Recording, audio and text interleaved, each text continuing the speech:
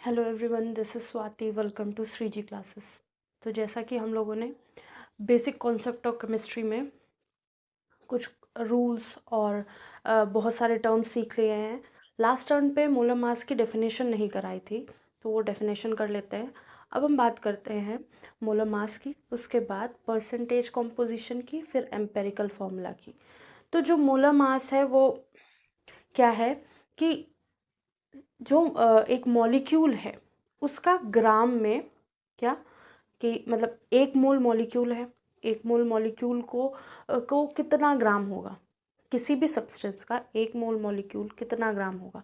अब जैसे वाटर के 1 मोल मॉलिक्यूल्स होंगे तो कितना मास होगा उसका।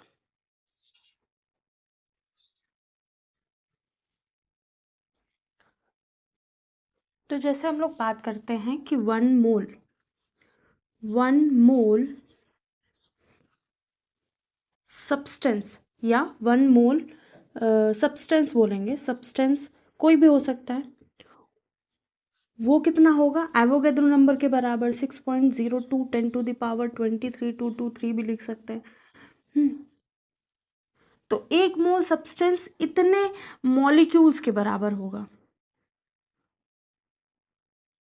ठीक है, जो इतने मॉलिक्यूल्स हैं उनका मास। ठीक है, ये बात समझ में आई कि 1 मोल सब्सटेंस का जो इतने मॉलिक्यूल्स हैं, क्योंकि मॉलिक्यूल की बात हो रही है ना, मोलर मास की बात हो रही है। एटॉमिक मास होते तो वहाँ एटम लिख देते। तो 6.022 10⁻23 मॉलिक्यूल्स का जो मास होगा उसको मोलर मास कह देंगे। तो हमारी डेफिनेशन क्या बनती है, the mass of 1 mole of a substance. Mass किस में होना चाहिए, ग्राम में होना चाहिए। mass of 1 mole of substance in grams is called as molar mass of that substance। उस सब्सटेंस का मोलर मास। तो ये है मोलर मास की डेफिनेशन। अगर हम फॉर एग्जांपल ले लेते हैं H2O, तो 1 मोल H2O में 18 ग्राम मॉलिक्यूल्स होंगे H2O के। ठीक है, तो 1 mole of H2O is equal to 18 gram के बराबर होगा। अगर ऐसे ही हम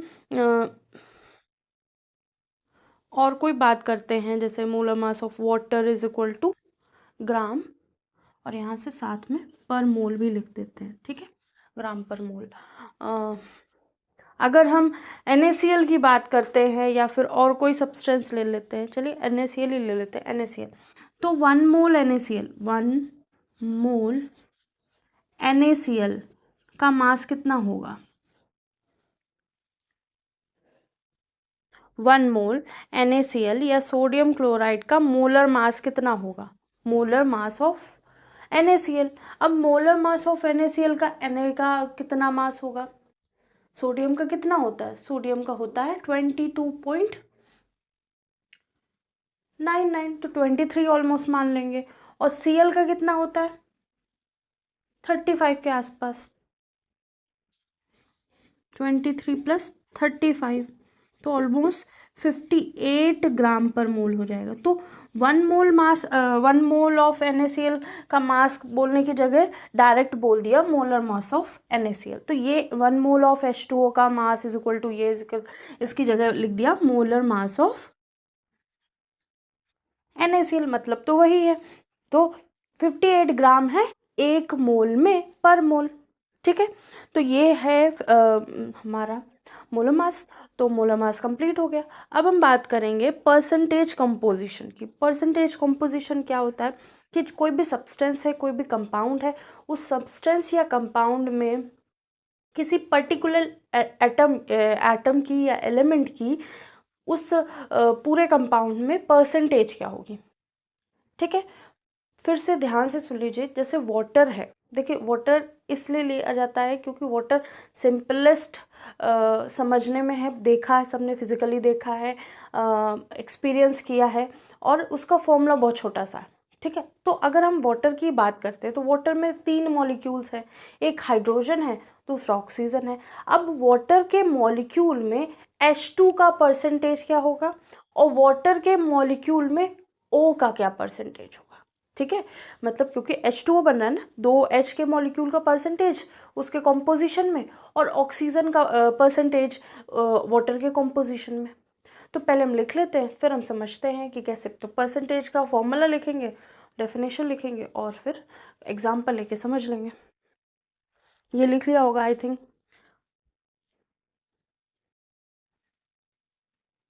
स्क्रीनशॉट ले लीजिए।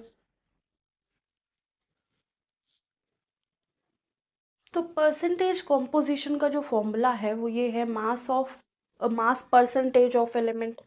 मास परसेंटेज ऑफ एलिमेंट, किसी एलिमेंट का मास परसेंटेज हमको निकालना है तो क्या करना पड़ेगा, equals to mass of that element. जिस एलिमेंट का मास परसेंटेज निकालना है उस एलिमेंट का mass upon molar mass of compound उस कंपाउंड में प्रेजेंट हो। जैसे हमारे पास ए बी कोई कंपाउंड है और हमें ए का परसेंटेज निकालना है, तो हमें इस ए के परसेंटेज निकालने के लिए क्या करेंगे, मास ऑफ ए लिखेंगे upon mass of molar mass, और ए बी का पूरा मोलर मास लिखेंगे, ठीक है। मोलर मास क्या होता है, 1 मोल मॉलिक्यूल्स का मास, ठीक है। तो ये ऐसा करेंगे। अब इसका एक एग्जाम्पल देख लेते हैं, दो देख लेते हैं, ठीक है।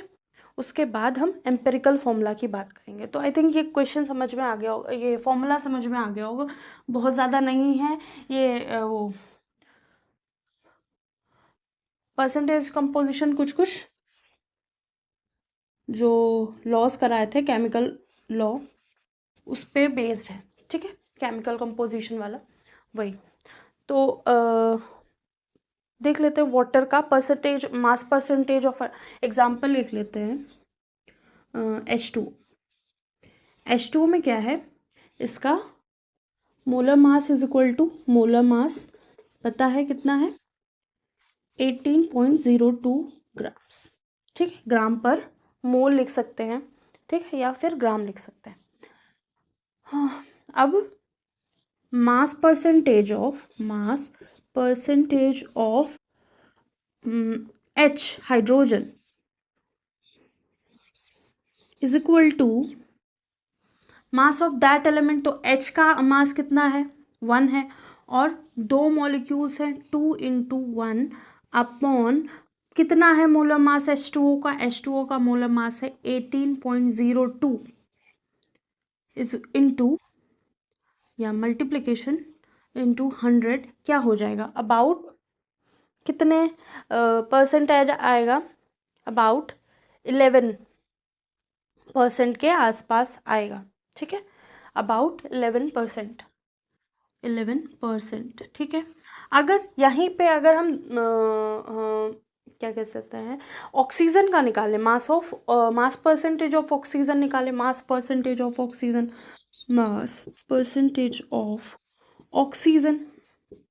तो ऑक्सीजन का एक ही एटम है हाइड्रोजन मॉलिक्यूल में। जब एक ही एटम है तो कोई भी कोफिशिएंट से मल्टीप्लाई नहीं करेंगे, इसका मास 16/18 कर देंगे, 18.02। तो अबाउट कितना आ जाएगा, 89 के आसपास आ जाएगा, 89%, अबाउट 89%, ठीक है। तो दोनों को ऐड करके देख लो, 100% बन रहा है, ठीक है। तो ऐसे ही अगर हम ले लेते हैं एग्जाम्पल कोई और, तो उसका भी आ जाएगा ऐसे ही, ठीक है, ठीक है। तो आई थिंक ये क्वेश्चन और ये मास परसेंटेज कंपोजिशन, कोई कंपाउंड बना कैसा है, तो हर कंपाउंड में क्योंकि फिक्स प्रोपोर्शन होता है सब एलिमेंट्स का, तो इन एलिमेंट का उस कंपाउंड में कितना पार्टिसिपेशन है ये कहना चाहते हैं। तो ये हो गया परसेंटेज कंपोजिशन। अब हम बात करेंगे एम्पेरिकल फॉर्मूला और मॉलिक्यूलर फॉर्मूला। तो empirical formula, molecular formula related कैसे हैं एक दूसरे से, ये बात करेंगे। आई थिंक ये लिख लिया होगा, और ठीक है लिख लीजिए, अगर 5-10 सेकेंड और दे देते हैं।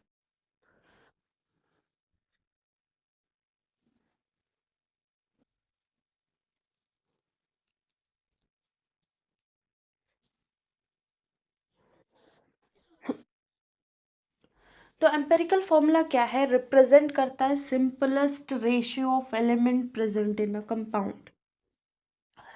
मतलब कोई किसी कंपाउंड में जितने एलिमेंट्स हैं उनको सिंपलेस्ट रेशियो फॉर्म में रिप्रेजेंट कर देगा। लेकिन इसका मतलब ये नहीं है कि वही उसका एग्जैक्ट फॉर्मूला है। सॉरी।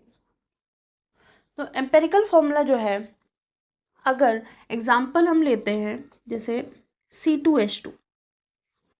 अब C2H2 अगर एक्चुअल फॉर्मूला है तो इसका एम्पेरिकल फॉर्मूला CH शो करेगा, ठीक है।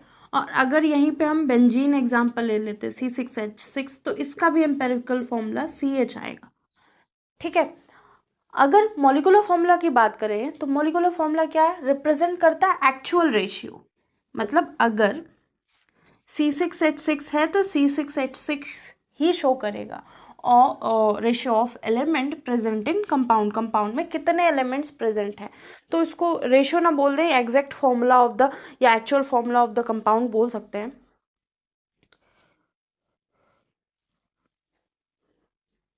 ठीक है। Represent simplest ratio of elements present in compound क्या है? Empirical formula.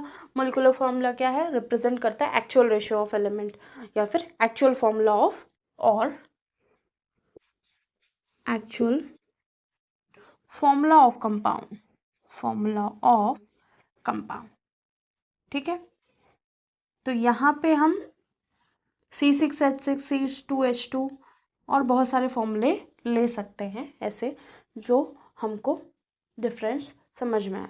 अब हम इनके 2-3 फॉर्मूले हैं जिससे हम कन्वर्ट कर सकते हैं कि ये एम्पेरिकल फॉर्मूला है, ये मॉलिक्यूलर फॉर्मूला है। तो अगर हम एम्पेरिकल फॉर्मूला निकाल लेते हैं किसी का, या एम्पेरिकल फॉर्मूला पता है और मॉलिक्यूलर फॉर्मूला निकालना है तो हम क्या करेंगे, या फिर मॉलिक्यूलर मास पता है और हमको एम्पेरिकल फॉर्मूला पता है तो हम कैसे निकालेंगे, तो ये बात करेंगे, ये आप लिख लीजिए।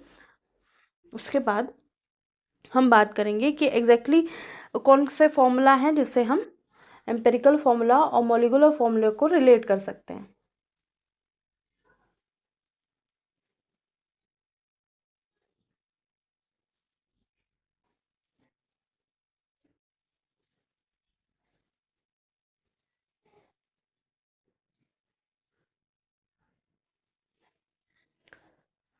तो आई थिंक ये नोट कर लिया होगा। अब हम बात करते हैं इनके रिलेशंस की, तो इसको रब कर दें। तो ये बेसिक फॉर्मूले हैं दो जिससे हम पता कर सकते हैं कि हमारा एम्पेरिकल फॉर्मूला अगर गिवन है तो हम मॉलिक्यूलर फॉर्मूला कैसे निकालेंगे, अगर हमारा मॉलिक्यूलर फॉर्मूला गिवन है तो एम्पेरिकल फॉर्मूला कैसे निकालेंगे। तो ये दो फॉर्मूले हैं। मॉलिक्यूलर फॉर्मूला मास, अगर जो मोलर मास है या मॉलिक्यूलर मास दिया है तो, और एम्पेरिकल फॉर्मूला हमने फाइंड आउट कर लिया है, तो हम इस फॉर्मूला में रखेंगे और n की वैल्यू आ जाएगी। n क्या है? हमारा इंटीजर।